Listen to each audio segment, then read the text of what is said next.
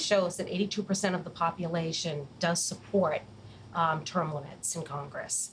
Why do you think that this particular reform is so popular among the general electorate? Well, at the same time, if you look at polling numbers, you'll see, at least as it relates to the United States Congress, we're polling at like 20% approval, which is pretty bad. I can't remember any of the exact comparisons that were or have been made. Senator Michael Bennet from Colorado gave a speech on the House floor a couple of years ago where he talked about all the things in the world that poll more popular than Congress, and some of them were pretty embarrassing. So, the less connected you are to the people you represent, the less accountable, the less responsive.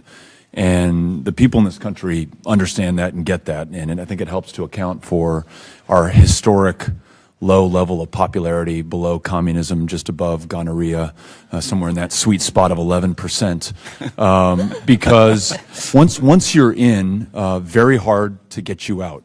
The people you represent know that, and you yourself know that. The reelection rate over the last 50 years for a member of Congress is about 93%.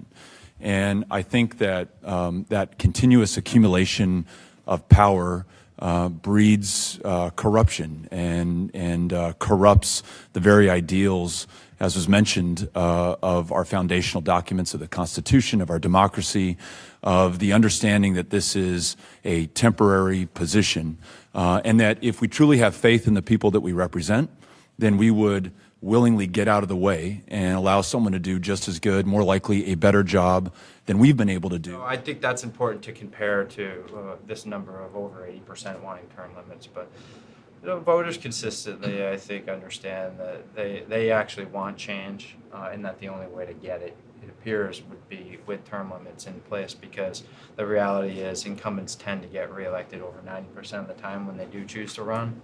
And in our Congress, it is not uncommon to see people serving 20, even more than 30 years.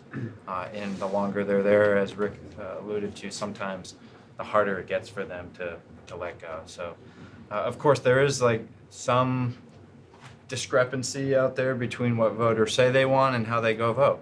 Because one of the criticisms of term limits is they'll say, well, voters have a choice. They are the check on their own incumbents, and they can just vote them out of office. And so some people will declare that term limits would take that power away from voters. But there's a lot more to it than that. It's more complex. Some of the advantages that incumbency brings makes it very difficult for people to unseat them.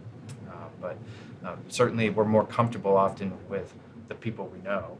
So while someone might say, I don't approve of Congress in the way it's doing the job, but our guy's pretty good, right?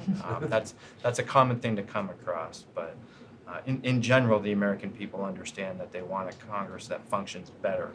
And a reform like this, I think, should be on the table.